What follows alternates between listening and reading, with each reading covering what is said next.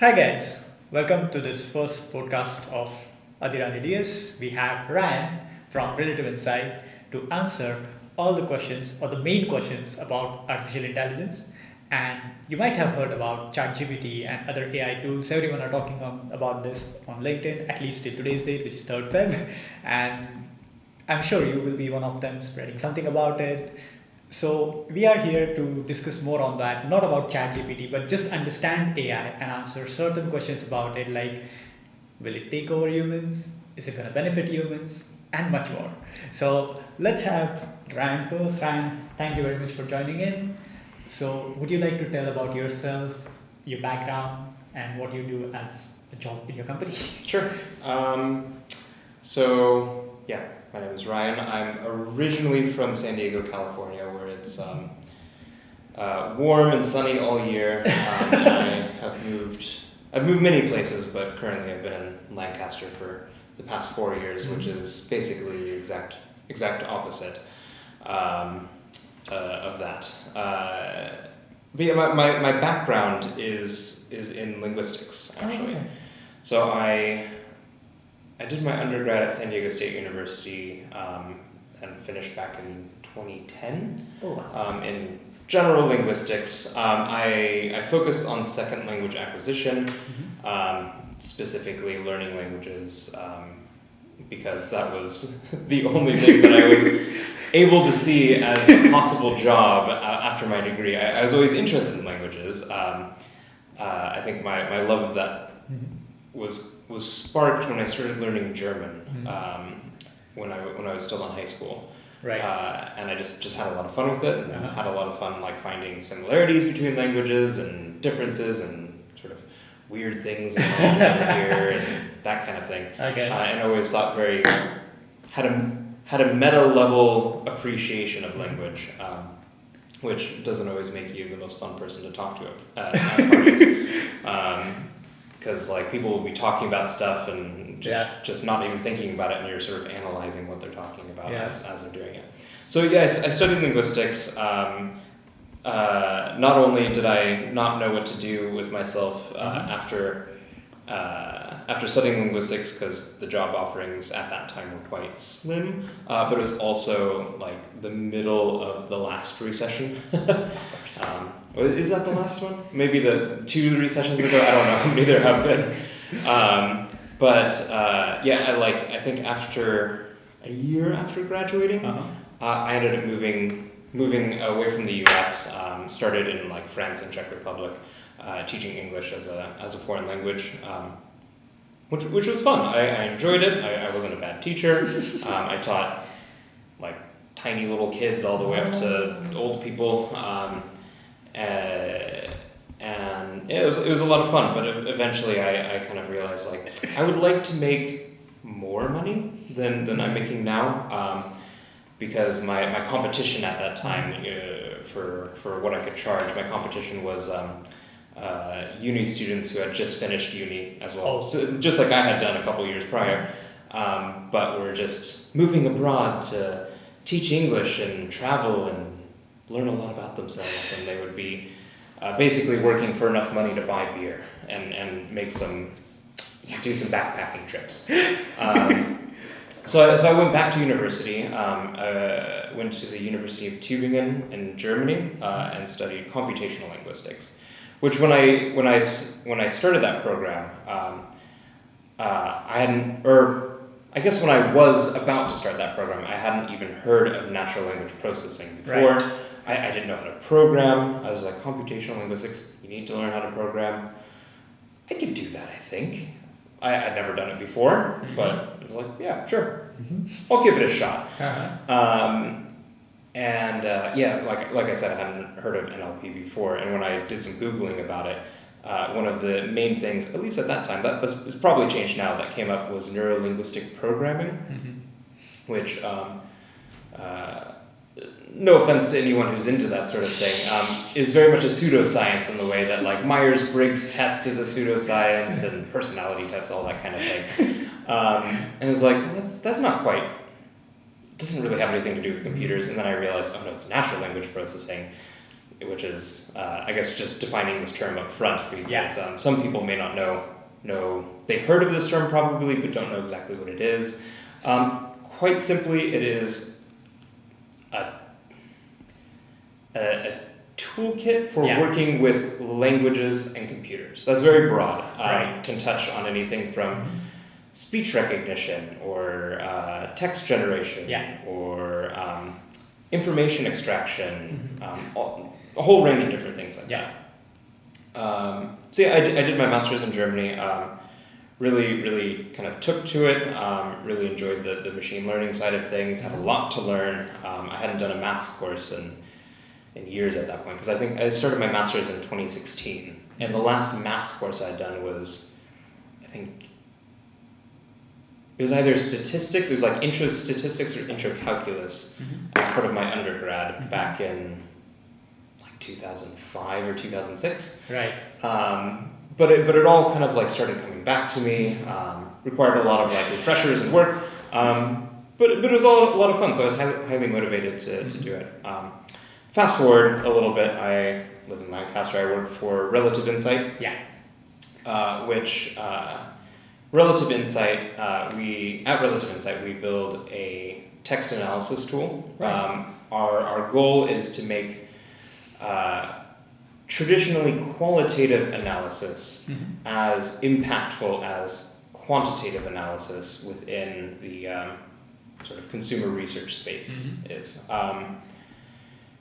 Because in the sort of market research, consumer research space, quantitative numbers have reigned supreme for decades. You can say that numbers don't lie, but there's certainly ways that you can fudge numbers. But then there's these companies that are sitting on massive amounts of qualitative data, surveys, questionnaires, social media data.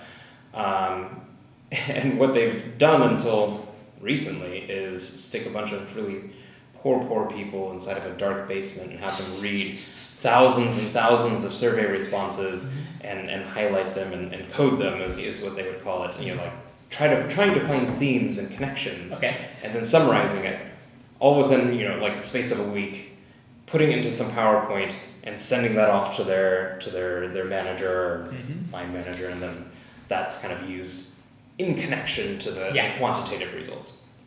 So what we're trying to do is, one, speed up that whole process, and two, make those results actually quantitative as well, and as important a metric as things like NPS score or sales, like sales numbers, those types of things. That's interesting. So yeah, that's what Relative Insight does. It's a self-service software, so like people with no technical experience can use it. That's what it's geared toward, actually. Okay. And then my specific role is I'm head of AI, which is I don't know. It sounds like an impressive title, but I've always felt a little bit uncomfortable with it, because it's like what I do though is I'm in charge of the data science team. And working on and my team works on the algorithms, the machine learning models that are in production, improving those, coming up with sort of new solutions for things, proofs of concepts, putting those in front of customers or internal stakeholders. That's what we do. It's actually quite fun. We don't actually do any of the analysis ourselves. Like we aren't a consultancy, which I think is possibly unusual for a data science team, because usually I don't know if usually, but it's quite common for a data scientist to be an analyst on steroids, potentially. Whereas, Relative Insight, it's not that. It's a little bit of data engineering, machine learning engineering, like product investigation, things like that, which is quite fun. We basically get to play around with stuff a lot, and it just is a side effect that it happens to create business value. well, that brings me to my next question. Like, you'd say that you are head of AI, so we all hear about AI as a buzzword, like everyone talk about it. Mm. So what's your definition about AI? How do you look at it?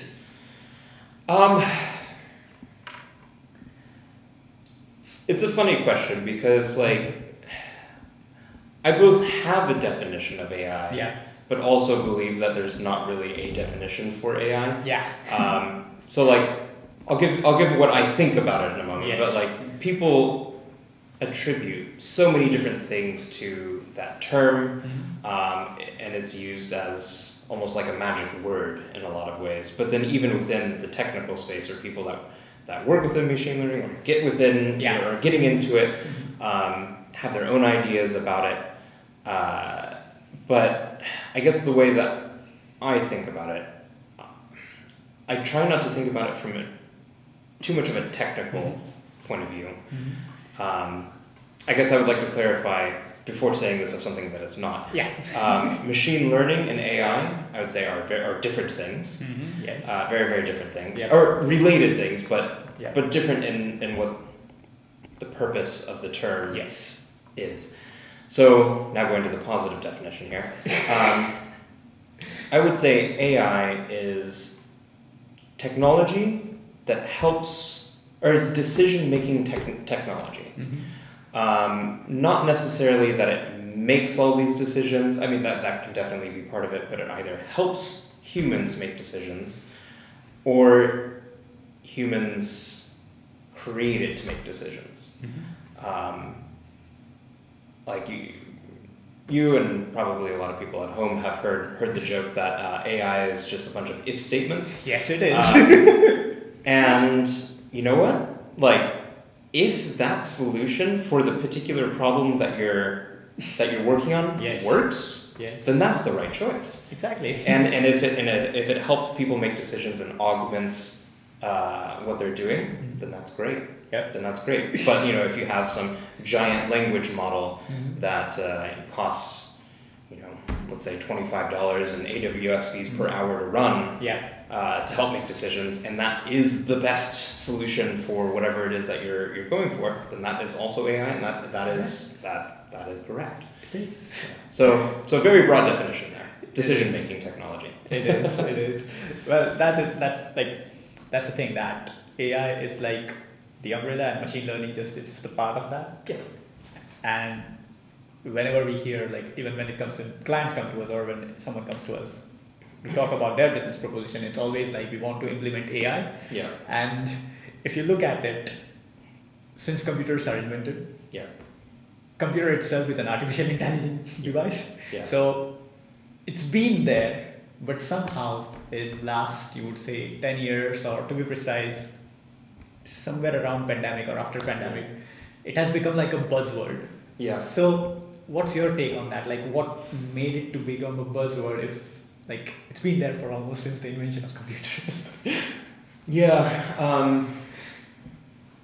I don't know if this is related, but it's not an answer to this question yet. That's fine.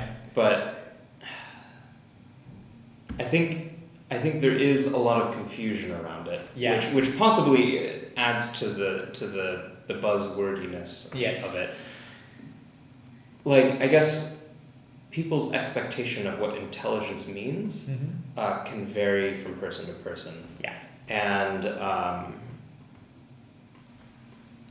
I don't think anybody has a single good definition of what intelligence means. Like, is human intelligence like the pinnacle of intelligence? Right.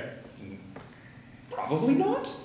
But like, it is an algorithm that is full of a bunch of if statements. Is that intelligent in its own sort of way? Maybe. So I like, in terms of just, I guess, going back to the definition of it as well. I think everyone has to agree on what they believe intelligence means or should mean for it to actually have a hard definition. Right. But then going back to answer your question about the hype. Yeah. Well, I mean, during the pandemic, usage of technology just skyrocketed. which, for obvious reasons, people were stuck at home, needed ways to connect, different ways of doing things. And along with that came like tons of tech investment, which is seen as possibly not a good idea now with all the layoffs and redundancies going on. So it's just the exposure of tech just skyrocketed. Yeah. And so people were interacting with it more. And I mean, an idea about AI has been around for a long time, and there's been fear about it in the past. It's been used as a antagonist in films, still is. Yeah. But people saw it as something from science fiction. Partly because of films, partly because of what is it? I don't even know what it is. What does it mean? Yeah. But then they started seeing how technology could help them practically. Yeah. So a good example of this, I think, is Google Translate, right?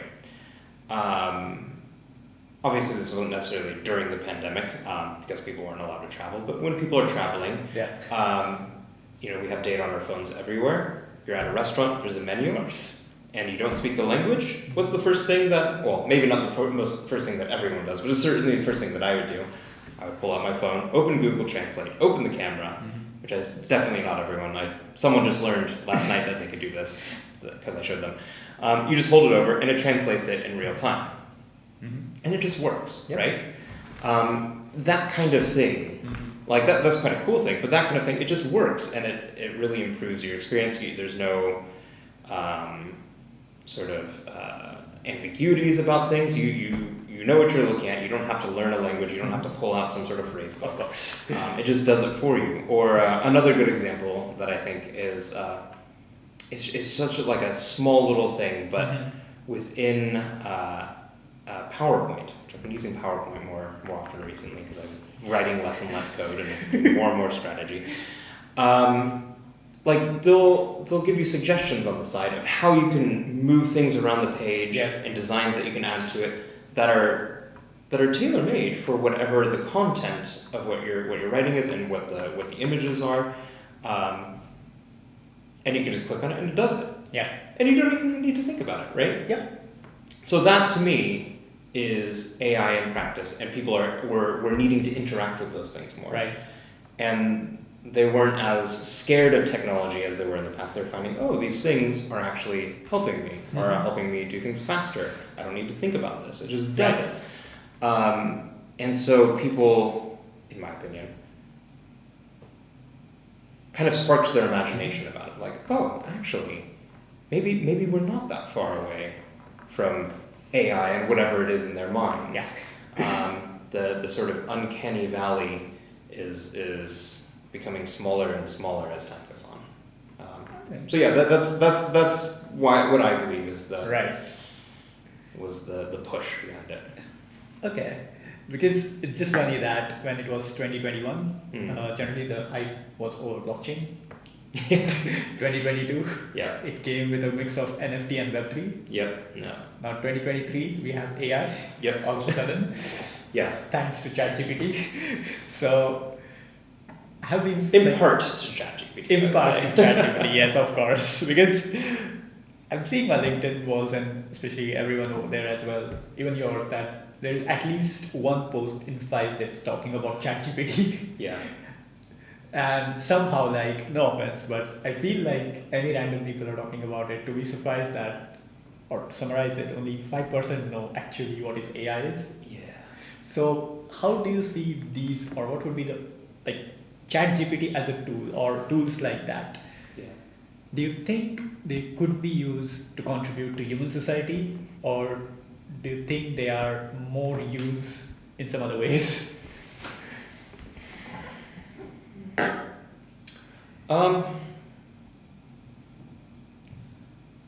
I mean, anything can be used to benefit people. Yes, of course. We'll say almost anything can be. Which, I don't know if that's the best place to start for that discussion. like you were saying that like 2022 was like this huge spike in AI, which like I think like toward the end of the year it was ChatGPT, but like that technology had been around for what, a year or two before then. There's other different things like that going on, but it was inaccessible to people, Yes. right? Like it was accessible to people like me, or it was accessible to people like me that understand it, that can work with it. Mm-hmm. There's these open source versions of models like that. Mm-hmm. And there was also DALL-E 2 that came out, Yeah. and Hugging Face released like the was it DALL-E Mini, Yeah. and then created just a very, very simple interface that it, like the model isn't to the level as DALL-E 2, Yeah. but like you can still do some things with it, and it became a meme. Yeah. Right? And it became a meme because anyone could go on, just type something, wait 2 minutes, and suddenly they'd get all these like surreal images of whatever they type. And it's accessible to people. And that's the thing with ChatGPT as well. Like there was some differences between ChatGPT and the GPT-3 model that it's based on, but they aren't like massive differences. But what was the big advancement, at least from my perspective, is just anyone can go on, create an account, and interact with it. Of course.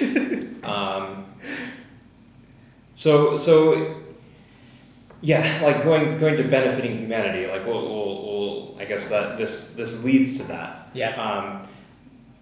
Like all of this has sparked a lot of creativity. Mm-hmm. People are starting to understand what could be possible. Yeah. And right now we're in a time where a lot of people, like you're saying, the 95% of people who don't really understand what it is are shocked and awed by it, and I understand why. Yeah. Because it is cool, and they're playing with it. This is great for OpenAI because they're spending. Well, I guess Microsoft is spending tons of money on this right now, but they're collecting so much data right now to improve their models.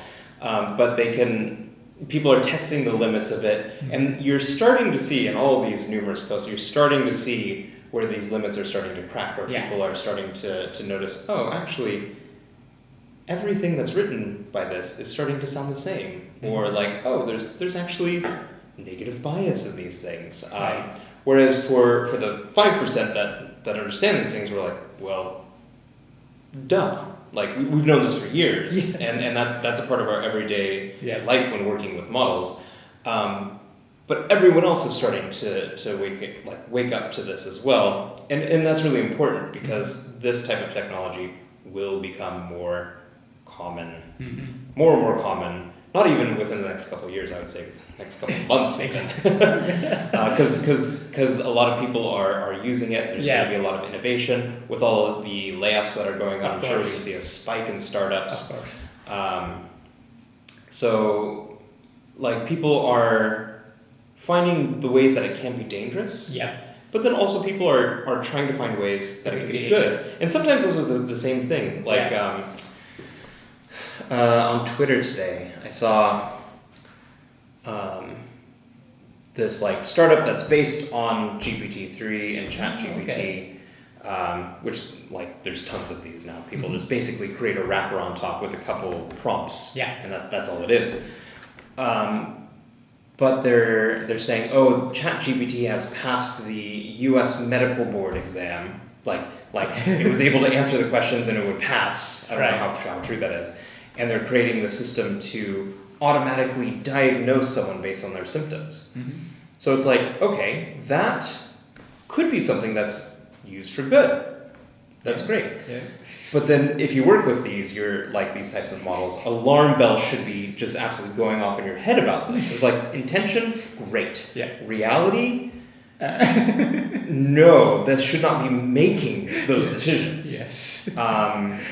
Because it's all probabilistic. There's no true meaning representation behind these models. It is probabilistic, generating sequences of characters in a very, very good way.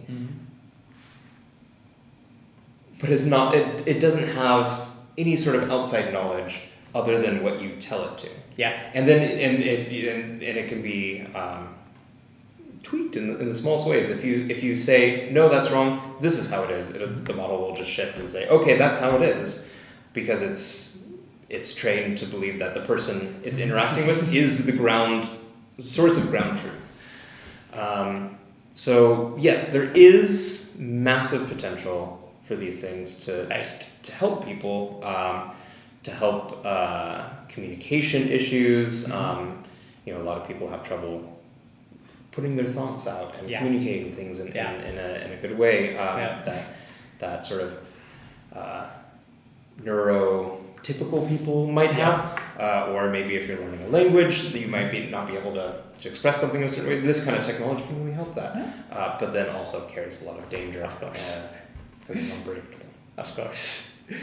Well, that's true, because even in my daily work, I use GitHub Copilot a lot, which is a tool made by, say, OpenAI, where you can just use it as a VS Code extension to write code, and it helps a lot in terms of productivity.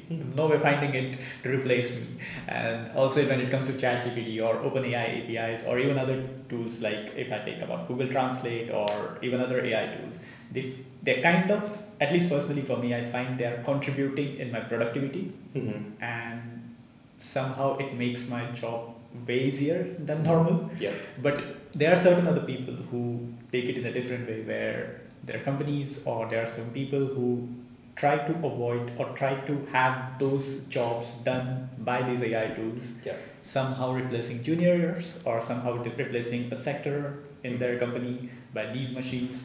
So do you think that if these tools become more powerful, will it become a norm that AI will replace humans in most of the jobs, or will it be more like humans can focus more on the core productive stuffs rather than putting more efforts in other non-productive stuffs, and let AI handle it or machine learning tools handle it, do that?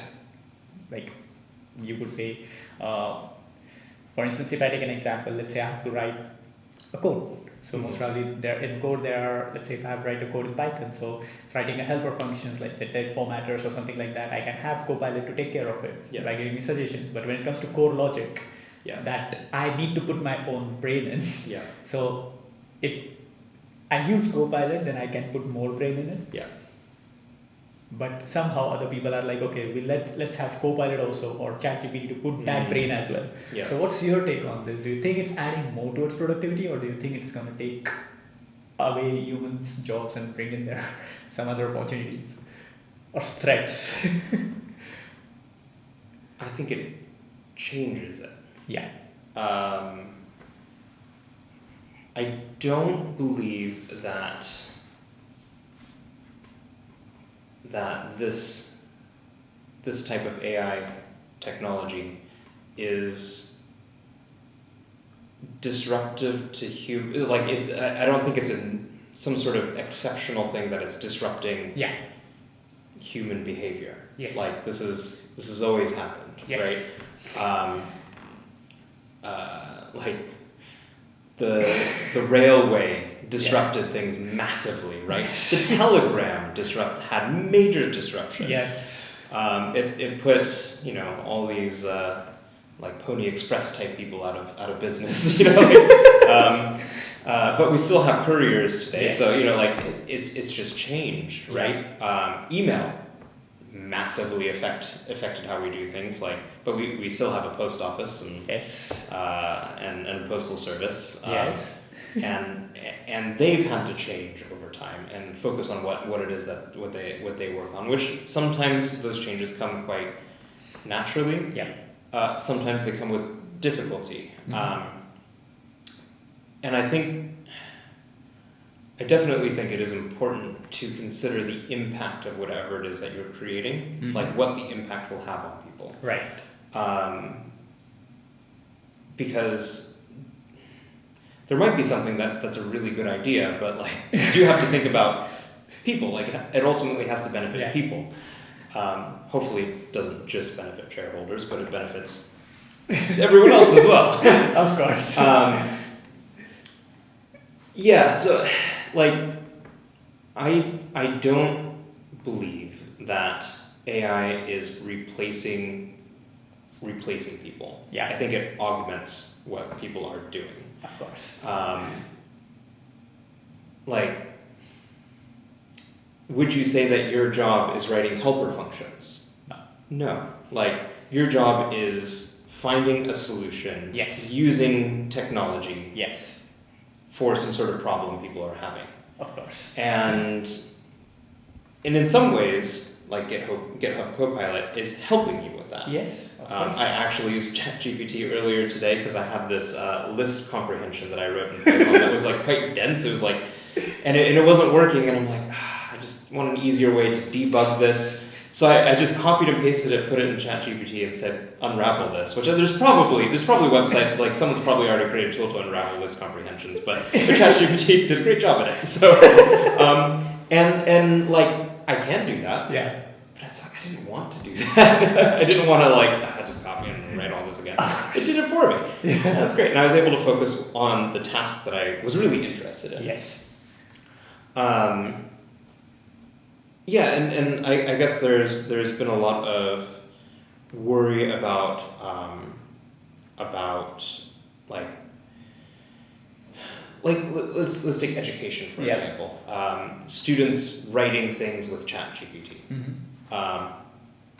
There's probably so many people are already doing this to varying levels of success. Yeah. If it's something extremely general, it probably works well. If it's something about a specific topic, probably not as well. Yeah. And I think that there will be. I don't think there's any avoiding that. Mm-hmm. People had the same sort of visceral reaction to autocorrect when it was first coming out. Like, oh, kids aren't going to be able to learn how to write. It's like, well, is that important? Mm-hmm. Is that the important skill that they memorizing how to spell things? Is that important? To some degree, yes. In a lot of ways, no. Keyboards destroyed the need for cursive now. I don't think cursive is even taught in schools anymore. And that's because like cursive was designed to make things faster. Yeah. To write faster. We don't need it anymore. Yeah. It doesn't mean that the quality of what people write and produce, the ideas that they come up with are any worse. It just means that the way they express them is different. Yeah. So I think there will inevitably be a lot of issues and problems that come up with this type of thing. And we have to be cognizant of what it will impact. Yeah. And make sure that whatever we're doing, we're trying to improve people's experience and augment what they're doing. That's fine. We as a developer contribute to that to make sure that we are adding it in a positive way. Yeah, which it's, I mean, like, going back to what we were saying before, that people are getting an understanding of what is possible with AI, people that are non-technical. Yes. And that's extremely important because the nerds have been like the gatekeepers for this type of thing until now. Yeah. Right? And like, if you were to take the demographic statistics of the types of people that will be working with this, it's going to be quite a small set, not extremely diverse. Yeah. Of course, in terms of background and all that, but as well as like mentality and educational background and educational experience and life experience. Like hasn't until now not been represented in the teams that are building these tools. Right. And that's being democratized, which I think is quite positive. We're getting a lot of people that are excited. Yeah. A lot of people that are extremely negative about it, and that dialogue is good. Okay.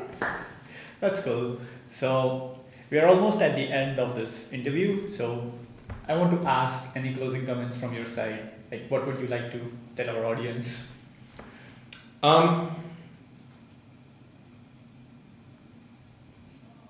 It feels weird to end on a slightly negative note, but sort of a pet peeve of mine with talking about all of this this technology. It's not new, but let's call it new technology. Mm-hmm.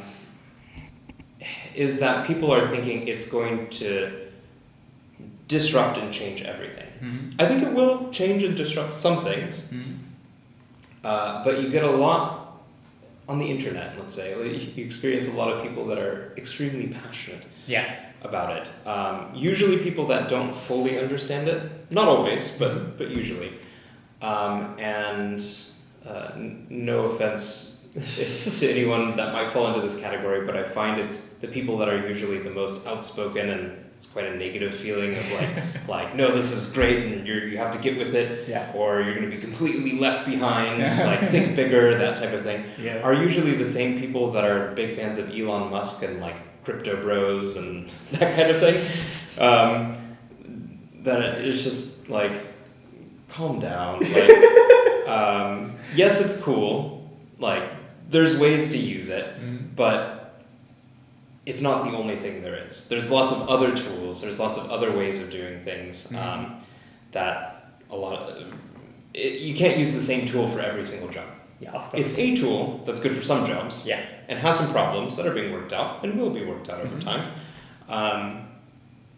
Like, if you're excited about this, that's great.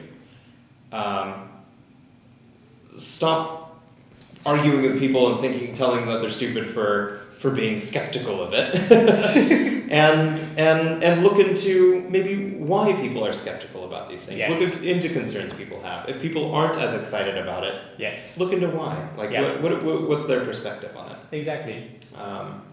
That's what I would say. Oh, okay.